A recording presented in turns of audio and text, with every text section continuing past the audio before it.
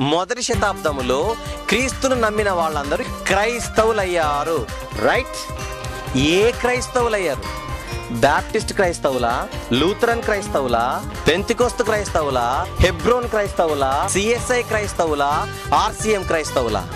ఏ పేరు లేదు. అక్కడ ఒకే ఒక పేరుంది, క్రైస్తవుడు అని పేరుంది. మళ్ళీ ఈరోజు మన సమాజంలో వినబడే మాట ఏంటో చెప్పండి.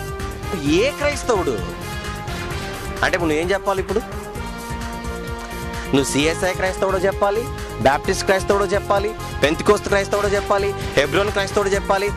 ఏ క్రైస్తవుడు అంటే నీకు నచ్చదా? ఎవడైనా నువ్వు క్రైస్తవుడు అని పిలువబడితే ఆ పేరు ఏ పేరును బట్టి? క్రైస్తవుడు అనే పేరును బట్టి నువ్వు మహిమపరచాలి. సిఎస్ఐ క్రైస్తవుడు అనే పేరును బట్టి కాదు, ఆర్సిఎం క్రైస్తవుడు అని కాదు, బ్యాప్టిస్ట్ క్రైస్తవుడు అని కాదు. బైబిల్లో ఉన్నది క్రైస్తవుడు మాత్రమే. దానికి ఎందుకు ఒక తోక తగిలిస్తున్నావు? బ్యాప్టిస్ట్ అని, లూథరన్ అని, సిఎస్ఐ అని.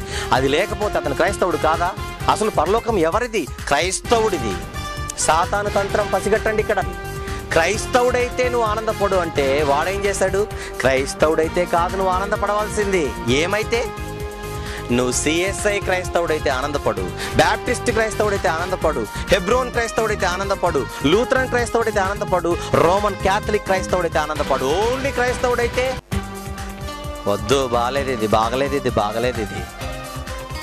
ఉభయార్థ సాధక ఉపకారి. నీకేదో ఉపకారం చేస్తున్నట్టుగా మమకారం కలుపుతూ, ఏమండి, కళ్ళల్లో కారం కొడుతుంది ఇది.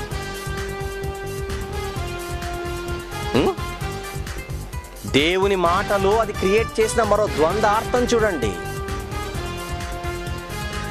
సిఎస్ఐ క్రైస్తవుడా? రక్తమిచ్చింది ఎవరు? సంఘం కోసం. క్రీస్తు